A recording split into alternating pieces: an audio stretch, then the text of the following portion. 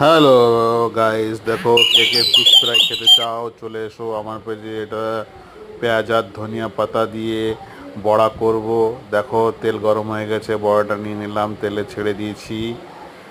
এই দেখো সুন্দর সুন্দর বড়া ভাজা হচ্ছে। যে যে বড়া খেতে চাও অবশ্যই আমার পেজে চলে এসো। সুন্দর সুন্দর বড়া এবং সুন্দর সুন্দর মাছ ভাজা হচ্ছে। দেখো এটা পেঁয়াজ ধনেপাতা কাঁচা লঙ্কা দিয়ে বড়া হচ্ছে, খেতে খুবই সুস্বাদু।